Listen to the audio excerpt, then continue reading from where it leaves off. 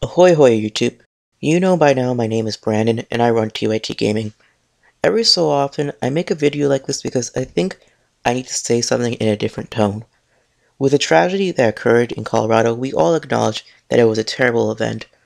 I don't need to recap what occurred because I think there's a billion links on the right hand side of this video talking about what happened exactly. But what I wanted to focus on was a bit of the coverage by CNN. Credit Mediaite for finding this video and reporting the story. Before I roll with the video, let me start up by saying this person being interviewed is a criminal profiler, Pat Brown.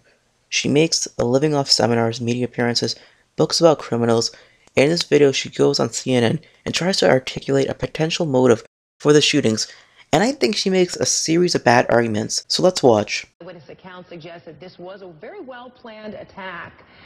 Criminal profiler Pat Brown joining us now from Washington. So, Pat, of what we're hearing about the makeup of this suspect and what this suspect was equipped with, what does this tell you about the motive? What does this tell you typically about the profile of this individual? Typically, we have what is a mass murdering psychopath. This is his day in the sun. And when I woke up this morning, got the call from CNN, I went online and I found it was already on Wikipedia. So this man has already achieved his goal, which is becoming one of the most famous people in the world, or infamous. His name will go down in history. He'll probably beat out the Columbine guys for numbers. And he's going to be very proud of himself. This is his moment in the sun. This was the first mistake by Pat Brown. Wikipedia can provide updates for everything in less than 5 minutes after a serious issue. The assumption that Wikipedia wouldn't have an article about the shooter after this tragedy is unrealistic. In other words, using Wikipedia as a metric for fame is a poor measure. And if your argument is that because there's an article on Wikipedia, this shooter now has fame, why are you on CNN in the first place to speculate about this shooter? You're only contributing to his quote, moment in the sun by furthering the issue. She goes on. Now, of course, we're still learning about the suspect. Investigators are still combing the scene of his apartment, looking closer at his vehicle.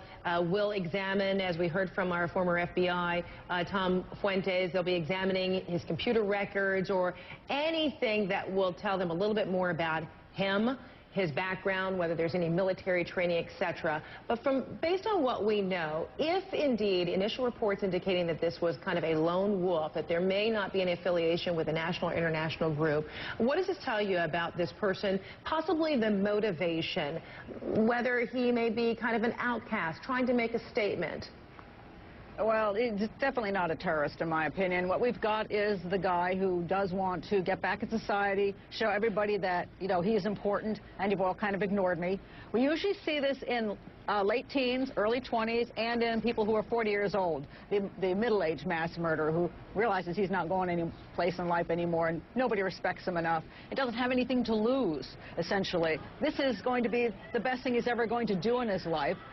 So he's probably prepared for this for a long time, just obsessing over it, gathering up his weapons, probably spending his time in his apartment playing one video game after the other, shooting, and building up his courage and the excitement of when it's going to be real for him. And it's made his day. This was the second mistake. Shooting via video games? According to one source, he apparently liked Guitar Hero. If you know anything about Guitar Hero, that game doesn't have any shooting at all. What are you basing this information on, Pat Brown? None. You don't have any insider information. You're making this up. You're speculating. And I'm sorry, if I'm on CNN, I don't speculate. I don't try to make fabricated connections over a national tragedy. Keep going. So in your view, then, that apartment, as they continue to search, really just might be a treasure trove of information. If this kind of planning clearly had to be quite intense in order to execute something of this scale in a very public place during a time when people are relaxed, having a good time, just after midnight at a movie theater for a big screening. He totally chose this. This was his perfect fishbowl, and it was going to make the big news because it was the opening night of Batman. So, I mean, that was perfectly planned. If he had been a student, he might have picked a school. You know, that's why the teens often hit the schools, because that's a venue they're comfortable with. I bet you this guy spends his time in movie theaters. I think this is a good place to make this thing happen.